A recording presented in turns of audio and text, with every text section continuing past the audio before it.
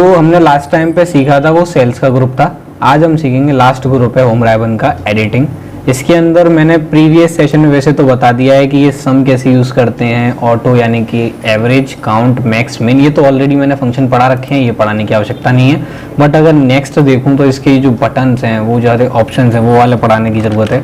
Down क्या करेगा, right क्या करेगा, अप क्या करेगा, लेफ्ट क्या करेगा। तो थोड़ा सा इसका आउटलाइन दे देता हूँ। एक डेटा बना लीजिए, कोई भी डेटा बना लो, इसके बीच में कोई नंबर्स लिख दो, ये रैंडम नंबर। अगर मैं बात करूं इनके डेटाओं की, ये वाले इसको कलर दे दिया कोई डिफरेंस, ये दे दिया डिफरेंट कलर यहाँ से। देन 100 वाले नंबरों को भी एक डिफरेंट कलर दे देते हैं, दे दिया नंबर। अब हमने क्या किया, डाउन वाले बटन या राइट अप लेफ्ट वाले बटन क्या करते हैं, ये कॉपी पेस्ट का काम करते हैं और ये उल्टे चलते हैं, मतलब इनका नाम का अपोजिट करना है। डाउन कॉपी पेस्ट करेगा अप को, राइट करेगा लेफ्ट को, अप करेगा डाउन को, लेफ्ट करेगा राइट को। उल्टा कर दो, बस उल्टा पढ़ लो तो वो कॉपी कर लेता है। एग्जांपल नंबर 1, अभी मेरा कर्सर 100 पे है और मैंने उसको बोला डाउन, तो डाउन का काम है ऊपर वाले को कॉपी करना, तो अप को कॉपी करेगा। बट अगर ऊपर भी 100 है तो मैं यहाँ चेंज करके 40 लिख लेता हूँ, 40 लिख लेता हूँ। तो अब चेक करके देखिएगा ऊपर वाले को कॉपी करेगा कि नहीं कर रहा है, तो 40 वाले को कॉपी कर लिया, उसी के सिंपल। अगर हम 500 पे बैठे हुए हैं और अगर हमने दिया राइट, राइट का काम है लेफ्ट को कॉपी करना, और लेफ्ट में उसके पास नंबर कौन सा बैठा हुआ है, 40 यानी कि 40, उसको कॉपी कर लेगा वो। ये इसका काम है कॉपी करना, पर अपोजिट साइड से। उसके बाद नीचे वाला क्या नंबर है, अप किसको कॉपी करेगा, डाउन को। तो डाउन में कौन सा नंबर बैठा हुआ है, 500, तो उसको कॉपी कर लेगा वो। इसी प्रकार से लास्ट नंबर है लेफ्ट, लेफ्ट का जस्ट अपोजिट करते हैं तो राइट में देखेंगे खाली पड़ा हुआ है तो खाली कर देगा वो। Simple is that. जो तुम्हारा नंबर है उसका काम उल्टा कर दो, just opposite. Is it okay? Then next is across worksheet, थोड़ी देर में फिर मैं बताता हूँ सीरीज। पहले सीरीज बताते हैं। सीरीज थोड़ा सा अच्छी टॉपिक है। देखो क्या है इसके अंदर, जैसे मैंने प्रीवियस वीडियो में बताया था कि अगर मैं 1 डालूं या 2 डालूं तो यहाँ पे इन दोनों को सेलेक्ट कर लें, देन इसको हम ड्रैग कर दें तो हमको ये सीरीज़ मिल जाती है बनी बनाई। ये आ कहाँ से रही है, ये कंप्यूटर में कहाँ है, एक्सेल में कहाँ है, तो वो सीरीज़ का बटन इसके पास है, वो इसके पास है, सीरीज़ का ऑप्शन ये दिया हुआ है। देन उसके बाद भी एक और ऑप्शन था जिसको मैंने बताया था पहले, संडे लिखा, और संडे लिखने के बाद इसको ड्रैग कर दो, ये अपने आप ही ऑटो फिल कर देता है। ये कैसे कर देता है, ये एक्सेल में कहाँ है ये ऑप्शन, तो ये ऑप्शन भी बताता हूँ, इसी के अंदर है ये। पहले क्या करना है, डिलीट कर दो।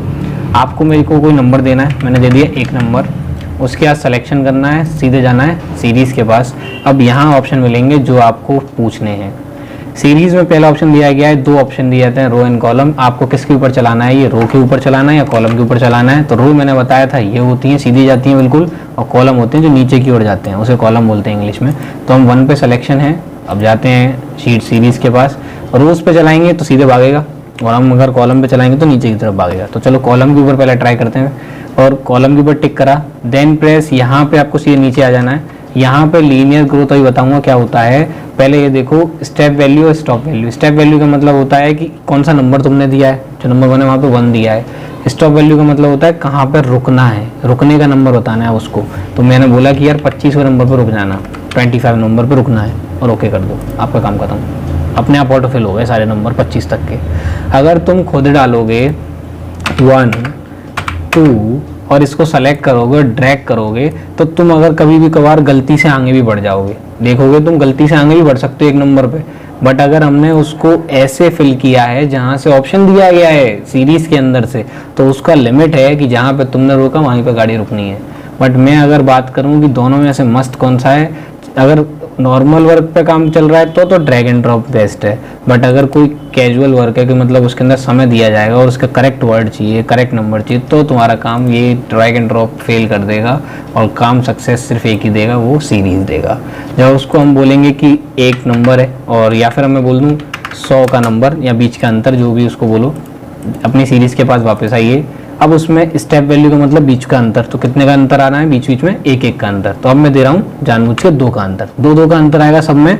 और रोकना कहाँ है, वहाँ उसको नंबर बता दिया, नंबर बता दिया मैंने 150, यहाँ पर रुक जाना, तो एंटर कर दो चुटकियों में। अब रो पे टिक करा था तो ऐसे भागा है राइट हैंड साइड में, और नंबर 102 बीच बीच में किस किस के अंतर लेके आया है, 2-2 के, पर रुका कहाँ पे होगा जा करके 150 पे। ये सिंपलीफाई, हमने ड्रैग नहीं किया, हमने ड्रैग से पहले ही काम कर लिया। तो ये सिंपल है, ये बहुत अच्छा टॉपिक हो गया फिर तो मेरे लिए। फिर नीचे आए, सीरीज पे वापस गए। अब जो नेक्स्ट ऑप्शन है वो रो एंड कॉलम का, ये वाला ऑप्शन है टाइप का, जिसमें लीनियर है। लीनियर माने सीधा होता है, ग्रोथ माने बढ़ना होता है, डेट यानी डेट के ऊपर काम करेगा, ऑटोफिल अपने आप बढ़ जाएगा।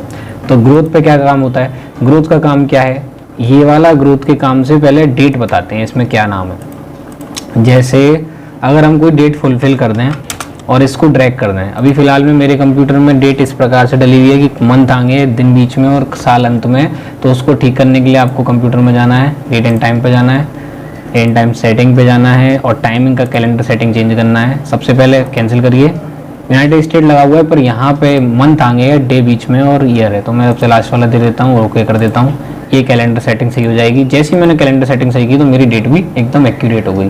5 फरवरी 2021 है आज की तारीख। तो इस वाली तारीख के अंदर हमें जब हम ड्रैग करते हैं, ड्रैग करेंगे तो देखना क्या सिंप्लीफाई होता है। 15 से 16 हो गई, 16 से 17 हो गई, यानी कि एक एक दिन बढ़ गए, एक एक दिन ड्रैग करने में बढ़ रहे हैं। बट अगर हम ये ना करें, हम सिर्फ क्या करते हैं, तारीख को सेलेक्ट करेंगे और पहले एक्सेल को एरिया बता देंगे। क्या बता देंगे? एरिया। ये पहले बताना पड़ता है। जब हम ड्रैग एंड ड्रॉप करते हैं तो कुछ नहीं बताते, वहाँ तो ड्रैग कर देते हैं, पर यहाँ डेट के संग में ऐसा उल्टा है। डेट में हमें बताना पड़ता है कि इतनी एरिया पे काम करवाना है हमें, और फिर हमें जाना है सीधे सीरीज़ के पास। अब हमसे वो बॉक्स में पूछेगा ऑप्शन, तो वो अपने आप समझ जाएगा कि डेट का ऑप्शन है, तो अपने आप ही टिक ले आया वो। अब डेट में क्या बढ़वाना है? डे बढ़वाने हैं, वीक डे बढ़वाने हैं, मंथ बढ़वाने हैं या फिर ईयर बढ़वाने हैं, तो हमें बताना पड़ता है। ये डे बढ़वाने हैं तो ओके कर दो, अपने आप डे बढ़ जाएंगे जो तुम अभी ट्रैक करने से कर रहे थे। कंट्रोल जेड करता हूँ, दोबारा सीरीज़ पे जाता हूँ, सीरीज़ पे जा करके मंथ पे टिक करता हूँ या वीकडे पे। वीकडे मतलब होता है हफ्ते के 7 दिनों को वीकडे बोलते हैं, और वीकडे का जो संडे और सैटरडे होता है वो गिनता नहीं है एक्सेल, तो वीकडे का जो संडे सैटरडे वाली तारीख होती है वो गायब हो जाती है यहाँ पे। तो अगर बात करूँ तो दिख रहा होगा 27 तारीख भी गायब है और 28 तारीख भी गायब है। शनिवार पड़ रहा होगा और 28 का संडे पड़ रहा होगा, इसलिए गायब हो गई है। सैटरडे संडे गायब हो जाते हैं इसमें। उसके बाद लिस्ट नीचे सीरीज़ पे आइए दोबारा से, वीकडे के बाद क्या दिया हुआ है? मंथ। तो इसमें सिर्फ आगे कौन से डेट बढ़ेंगी? मंथ वाले, यानी कि 15 फरवरी की जगह 15 मार्च, 15 अप्रैल, 15 जुलाई, ऐसे मई जून जुलाई ऐसे चलता रहेगा। 15 तारीख पे 2 महीने आगे बढ़ जाएंगे। इसी का उल्टा कर दूँ तो अब मंथ की जगह क्या लगा सकते हैं? ईयर। तो उसमें ना डे बढ़ेंगे, ना वीकडे, ना मंथ, अब सीधे क्या बढ़ेगा? साल। तो ये 12 13 की जगह 21 22 23 24 आ रहा है। तो ये सीरीज़ ने दिया है, पर मैंने पहले बता दिया, इसको सेलेक्ट करने से कुछ नहीं होगा, एरिया बताना पड़ेगा कि कहाँ पे काम कराना है। बट अगर इसको सेलेक्ट कर लिया, सीरीज़ पर दोबारा गई और डेट पे गई, डे पे टिक किया, ओके किया, देखो कुछ नहीं हो रहा, उसमें कोई चेंज नहीं आया, काम ही नहीं कर रहा। तो बच्चे समझते हैं काम नहीं कर रहा, फंक्शन गलत है, कुछ ना कुछ गलती हो रही है। तो गलती यही है, तुम्हें सिलेक्शन करके पहले एरिया बताना पड़ेगा, पर इसमें ऐसा नहीं है। इसमें तुम्हें नहीं बताना, तुम्हें तो सिर्फ एक कर्सर रखना है, नंबर डालना, बीच में स्टेप वैल्यू दे, स्टॉप वैल्यू। ये तो आगे डेट के ऊपर। फिर दोबारा से गए सीरीज़ पे गए, इस वाले के डेटा में ग्रोथ पे डाल दो, तो इसमें भी यही चीज़, जैसे कि हम लोग डालें इसको, डेट को सेलेक्ट कर लें पूरी और ग्रोथ पे डालें। देखो ग्रोथ का काम क्या है, इस पर टिक करो ग्रोथ पे, देन प्रेस ओके। देखो अपने आप वही बटन फिलफिल हुआ है जैसे ड्रैग कर रहा है, पर ना तारीख बढ़ी, ना महीना बढ़ा, ना साल बढ़ा, बट ड्रैग करके क्या हो गया? कॉपी पेस्ट सा हो गया है। तो उसको ग्रोथ बोलते हैं। मतलब पूरी डेटा वही डालते हैं, चाहे 1 लिखा हो तो 1 1 आ जाता है सब पे, तो वही 1 1 इसी बटन से आता है, ग्रोथ वाले बटन से। अगर मैं बात करूँ ऑटोफिल की, तो ऑटोफिल का तो मतलब है ड्रैग एंड ड्रॉप, जो माउस से करते हो वो ऑटोफिल का बटन अपने आप करता है दे करके, ये चीज़ इनके ऊपर है। तो ये ऑप्शन तो तुम्हारे बने हुए हैं सीरीज़ में से, जो इन्होंने यहाँ पे एडिटिंग के बटन पे दिया हुआ है। यहाँ पे सीरीज़ पे जाओ और सीरीज़ में मिलेंगे सारे बटन। इसके बाद एक ऑप्शन और है जस्टिफाई। ये कैसे काम करता है? जैसे कोई टेक्स्ट यहाँ पे लिखा हो यूनिक और यहाँ लिखा हो कंप्यूटर, तो मैंने बताया था कि अगर हमको 2 शब्दों को जोड़ना है तो फंक्शन क्या लगाना चाहिए? कॉनकैटिनेट। ये मैंने पढ़ाया हुआ है। ये सेल एड्रेस दे दिया और ये बगल वाला दे दिया, दोनों जुड़ जाएंगे। ये इसका काम था जोड़ने का। बट अगर अब मैं बोलूँ कि कंप्यूटर वाला सेल एड्रेस नीचे है, जस्ट ये यूनिक कंप्यूटर को मैंने दोनों को जोड़ देता हूँ, मतलब लिख लेता हूँ इसको कंप्यूटर। अब यूनिक और कंप्यूटर ऐसे जुड़े हुए लिखे हुए हैं, और अभी ये कहाँ थे? हमारे सेशन में नीचे थे, ऐसे यूनिक और कंप्यूटर। अब इन दोनों शब्दों को मुझे जोड़ना कॉनकैटिनेट से नहीं है, वैसे ही है कि कंबाइन हो जाएं दोनों एक तरीके से। तो पहले क्या करना पड़ेगा? यूनिक और कंप्यूटर को जोड़ने के लिए थोड़ा सा तो एरिया बढ़ाना पड़ेगा, क्योंकि कंप्यूटर यहाँ आके जुड़ने वाला है, तो इसको एरिया को थोड़ा सा विड्थ में बढ़ा लो। जब कंप्यूटर यहाँ अटैच होगा, कंबाइन होगा, दोनों सेल को सेलेक्ट कर लो, सीधे जाओ अपनी सीरीज़ के बटन के जस्ट नीचे जस्टिफाई के पास, देन क्लिक। आपके दोनों टेक्स्ट कंबाइन हो जाएंगे। वो कॉनकैटिनेट नहीं कर सकता, कॉनकैटिनेट तो जोड़ सकता है, पर इसमें कोई फॉर्मूला यूज़ ही नहीं करा। F2 दबा के देख सकते हो, एक टूल यूज़ किया है सिंपल सा, कि कोई दूसरा टेक्स्ट ऊपर पड़ा है और नीचे पड़ा हुआ है, दोनों को क्या करना है, कंबाइन, तो हम इसका यूज़ कर सकते हैं जस्टिफाई का। जस्ट उसके बाद बात करूँ तो क्लियर ऑल का बटन या clear format, clear content, clear comment, इसका टूल पढ़ा चुका हूँ पहले ही। क्लियर ऑल सिर्फ खाली सब कुछ डिलीट करता था, clear format only format delete करता था, और कंटेंट सिर्फ कंटेंट टाइपिंग किया हुआ टाइपिंग डिलीट करता था, फॉर्मेट और ना बोल्ड इटैलिक ना कलर, और कमेंट सिर्फ कमेंट डिलीट करता था। उसके बाद भी मैंने एक फिल्टर का टॉपिक पढ़ाया था, उसको लगाना भी इसमें वही बता रखा है।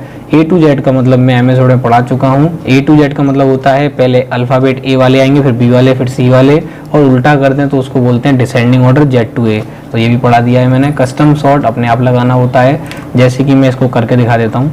एक डेटा ले लेता हूँ, इसमें डेट डाल देता हूँ संडे की, ये वीकडे डाल दिया मैंने। देन इसको ड्रैग कर दिया, और ड्रैग करना ऑटोफिल ही कहोगे तुम लोग, इसको ऑटोफिल बोलेंगे।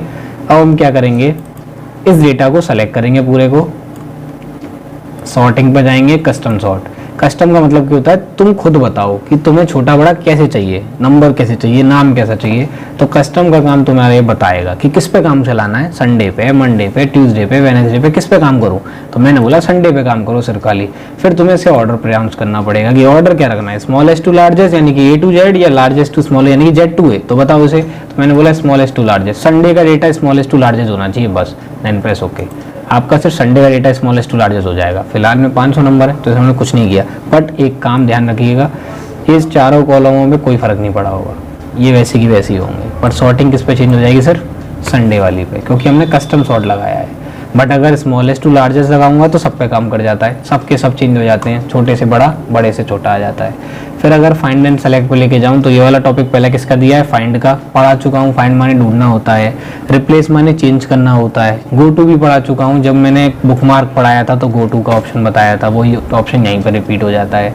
गो टू स्पेशल में मैंने जो एक फंक्शन कराया था राम और सीता के नाम से, कंट्रोल एंटर की ट्रिक कराई थी, उसे गो टू स्पेशल बोलते थे।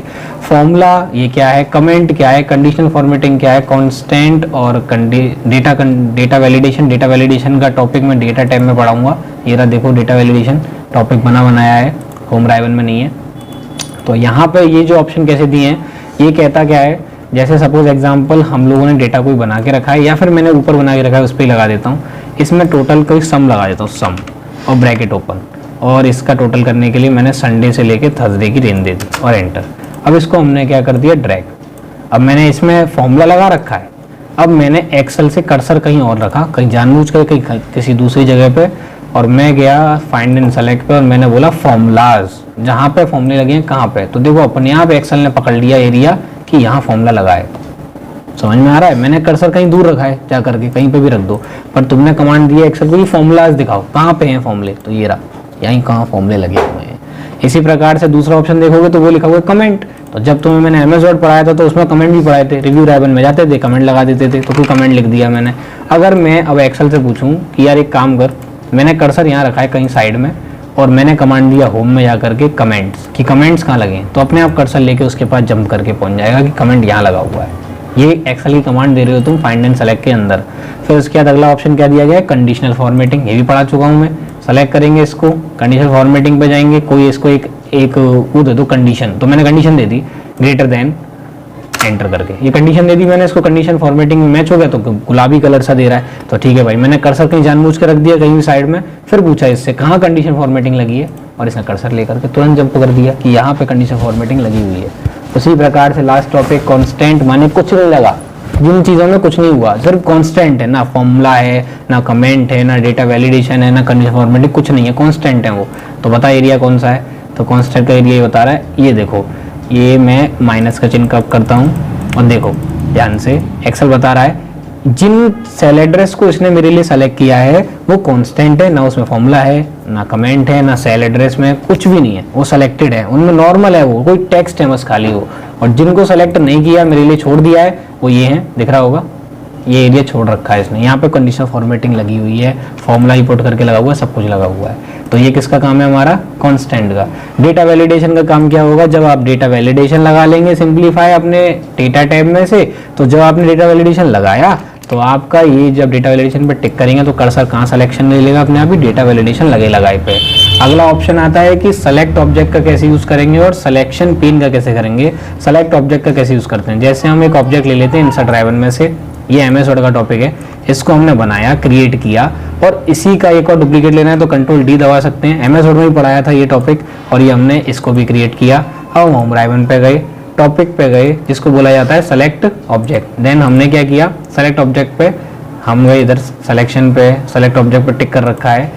आप एरिया को ड्रैग करके बताइए, एक्सेल अपने आप समझ जाएगा कि ऑब्जेक्ट सेलेक्ट करना है कि नहीं करना है। अगर आप एरिया बड़ा सेलेक्ट करके बताएंगे तो आपके एरिया में जो जो ऑब्जेक्ट आएंगे वो सब सेलेक्ट हो जाएंगे, फिर आप उसको एक साथ छोटा कर सकते हैं, एक साथ बड़ा कर सकते हैं। ये MS वर्ड में पढ़ाया था ग्रुप अनग्रुप करने वक्त में।